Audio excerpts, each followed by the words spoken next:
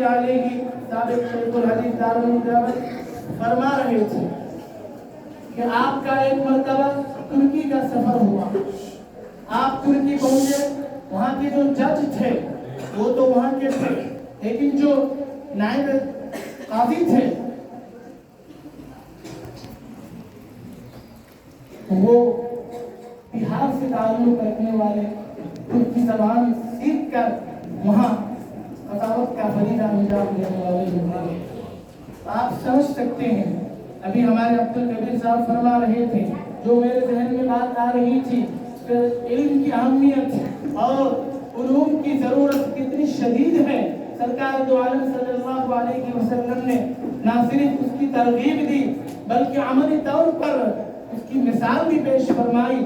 قیدیوں کو اس شرط پر رہا کیا جاتا تھا کہ آپ کے پاس جو علوم ہے، آپ کے پاس جو فن ہے، آپ کے پاس جو ہنر ہے، آپ کے پاس جو ملکہ ہے، آپ کے پاس جو صلاحیت ہے، آپ وہ صلاحیتیں ہماری قوم کو دے، ہمارے مسلمانوں کے دے اور پھر آپ رہا ہو جائیں۔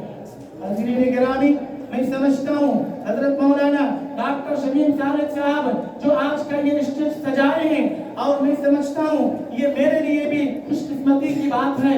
آپ نے تو میرا کچھ علمی تعارف کرا دیا، میں تو ایک طالب علم ہوں، گمنام رہتا ہوں اور ہمیشہ درگاہ میں مزار کا امام ہوں۔ میرے استاد محترم دارالعلوم سبیل الرشاد کے سابق شیخ الحدیث اور محتمم حضرت مولانا مفتی محمد اشرف علی صاحب باقی فاضل دیوبند رحمۃ اللہ علیہ نے مجھ سے ایک مرتبہ مذاقاً فرمایا کہ مولانا تو مزار کی امام بن گئے ہیں۔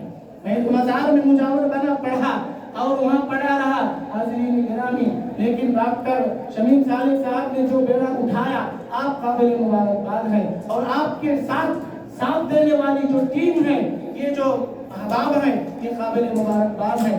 میں کچھ کہہ رہا تھا حاضرین گرامی، یہ انصر صاحب، میں اگر نام غلط بول نیب صاحب جو فرما رہے تھے، ان کے زبان میں آپ نے لڑکھڑاہٹ اور ایک جذبہ اور رونے کی ایک کیفیت، ایک احساس آپ نے محسوس کیا ہوگا۔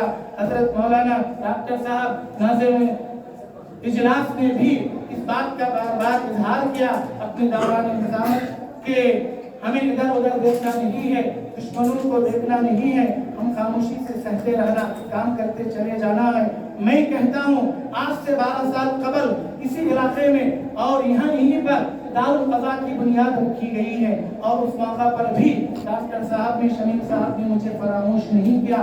تصنیف و تعریف کے عنوان پر انہوں نے مجھے شفیق الامت کے آواز سے نواز کر میری عزت افزائی فرمائی۔ بڑا عجیب اتفاق ہے کہ 2 دن قبل آپ ہمیں وہاں تشریف لائے اور پھر کہنے لگے کہ حضرت آپ کو یہاں آنا ہے۔ میں بالکل تیار نہیں تھا، اور میں جو عرض کر رہا تھا درمیان میں کہ آپ نے تو میرا علمی تعارف کرا دیا ہے، لیکن میرا سسرالی تعارف آپ نے نہیں کرایا۔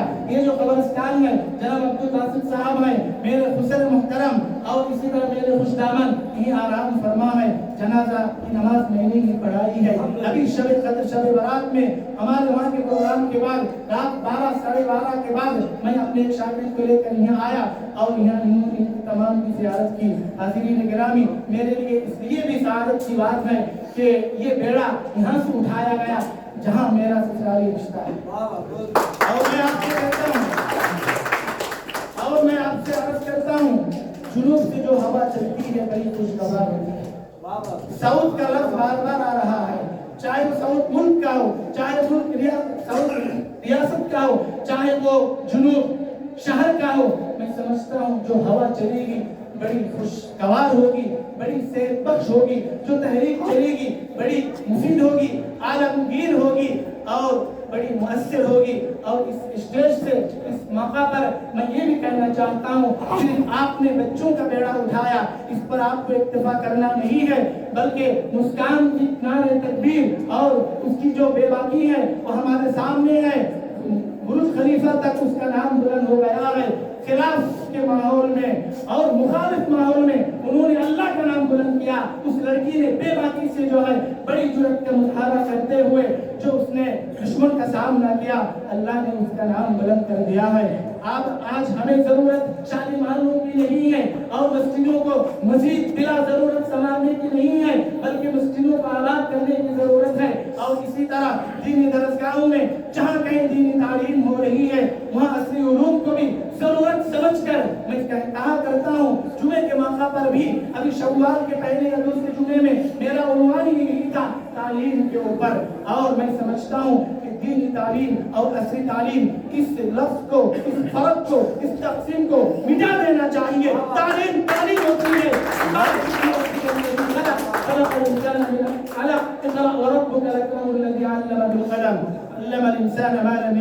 हाज़िरीन गिरामी, असली तालीम और दीनी तालीम इस लफ्ज को मिटाकर कोई ऐसा लफ्ज ईजाद किया जाए और कोई ऐसी इस्तिलाह बना दी जाए कि इल्म ही हो, उसमें किसी किस्म का भेदभाव न हो, वहाँ दीनी और दुनियावी तालीम की तक़सीम न हो। हाज़िरीन गिरामी, मैं रसूलुल्लाह सल्लल्लाहु अलैहि वसल्लम के एक अमल को आपके सामने रखना चाहता हूँ। हालांकि मेरे लिए कैद कर दी गई है, शायद एक आध के लिए कैद थी, एक मुक़र्रर के लिए उस मौका पर बड़ी आजमाइश का सामना करना पड़ता है जब उनके नाम के पीछे मुख्तसर गलत जोड़ दिया जाए।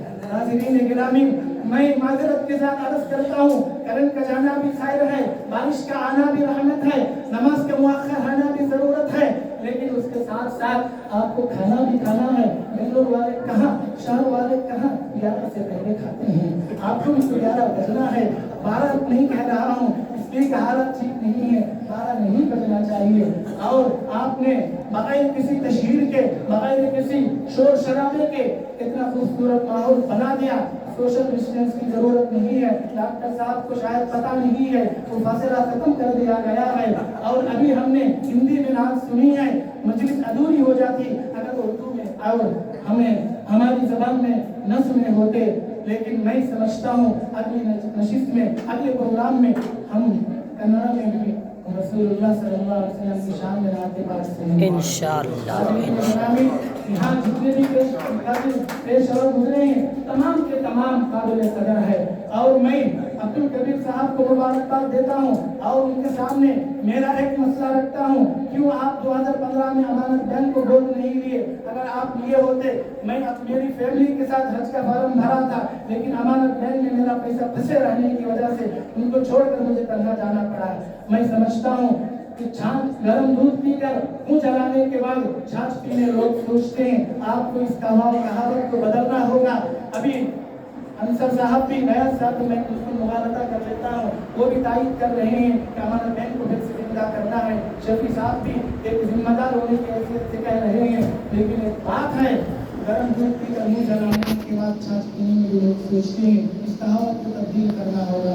हाज़िरीन गिरामी, मैं जो अर्ज कर रहा था, रसूलुल्लाह सल्लल्लाहु अलैहि वसल्लम फरमाते हैं कि भाई मुझे यहूदियों के रुको लिखना पड़ता, यहूदियों की इब्रानी ज़बान में जो आज शोर मचा रहे हैं, तमाम के ऊपर कंट्रोल करने की कोशिश कर रहे हैं। सरकार दो आलम सल्लल्लाहु अलैहि वसल्लम फरमाते हैं कि भाई मुझे लिखने पड़ते हैं और इस्लाम का पैगाम इब्रानी ज़बान में भी भेजना पड़ता है। मजबूरन मुझे यहूदियों का सहारा लेना पड़ता। ज़ैद बिन साबित सहाबी रसूल सल्लल्लाहु अलैहि वसल्लम से ज़ैद बिन साबित रज़ियल्लाहु ताला अन्हु से कहते हैं कि तुम इब्रानी ज़बान सीख लो, यहूदियों की ज़बान सीख लो, ताकि मुझे लिखने में आसानी हो। हाज़िरीन गिरामी, तो दीनी तालीम दुनियावी तालीम की कोई तफसील नहीं है। अंग्रेजी तालीम और इस्लामी तालीम में कोई फर्क नहीं है। हालात बदले हैं और निज़ाम बदला है, वक्त की तंजामानी नहीं है, जिसकी वजह से इस तरह का फर्क हमें नजर आ रहा है। दोबारा वो वक्त लौट कर आ रहा है जो वक्त में बताया गया कि पढ़ो, लेकिन वही किताबें होकर पढ़ो, इस्लामी माहौल में पढ़ो। मैं इस स्टेज से, इस इफ्तिताही प्रोग्राम से मैं अर्ज करना चाहता हूँ, आपका क्या राय अमल है, आपकी क्या तरकीब है? आप पम्फलेट की शक्ल में और तहरीर की शक्ल में आप उसको तैयार करें। मैं डॉक्टर शमीम खालिद साहब की तवज्जो चाहता हूँ। हमारे हमीद शाह कॉम्प्लेक्स के अंदर ITI के मुख्तलिफ शोबेजात हैं, वहाँ अल्हम्दुलिल्लाह काफ़ी बच्चे वहाँ जो है हुनर सीख रहे हैं। 5 फ्लोर की वो इमारत कायम हुई है। जिस वक्त पहले मैं वहाँ पहुँचा उसी वक्त उसकी बुनियाद रखी गई है। हज़रत मौलाना मुफ्ती साहब अशरफ अली साहब रहमतुल्लाह अलैहि तशरीफ लाए थे। हाज़िरीन गिरामी, तो आज वो ITI के प्रोग्राम, ITI की क्लासेस الحمدللہ بڑے اچھے طریقے سے چل رہی ہے، بچے بھی آ رہے ہیں، تو میں سمجھتا ہوں آپ کا جو نظام ہے وہ تحریری طور پر کانفرنس کی شکل میں آپ اس کو لائیں اور مدارس کے ذمہ داروں تک اس بات کو پہنچائے اور اس تنظیم کو لے کر آپ چلیں۔ انشاءاللہ مجھے امید ہے کوئی امام مسجد بھی ہوگا، کوئی امام قوم بھی ہوگا، آپ ڈاکٹر شمیم فاروق صاحب اور ان کے رفقا اور ان کے سارے ساتھ دینے والے عوام انصار، عبدالرشید صاحب اور عبدالکبیر صاحب، انصر صاحب، نیاز صاحب اور دیگر احباب کو میں نام بھول رہا ہوں، آئی پی ایس احباب بھی یہاں تشریف رکھتے ہیں۔ آج ہمارے لیے یہ بڑی سعادت کی بات ہے، ہم نے ایک بیڑا اٹھایا ہے اور یہ ہمارا فرض ہے اس کو لے کر چلے، اپنے بچوں کو جو ہے اس میں داخل کرے اور بچوں کو دو تعلیم سے آراستہ فرمائے۔ اور بچے کیوں ڈراپ آؤٹ ہوتے ہیں، بچے کیوں تعلیم ادھوری چھوڑ دیتے ہیں، اس کے اسباب کو بھی تلاش کرے، پھر اس کا حل کیا ہے وہ بھی بتائے۔ آپ کو پتہ چلے گا، آپ کو پتہ ہوگا ہمارے ملک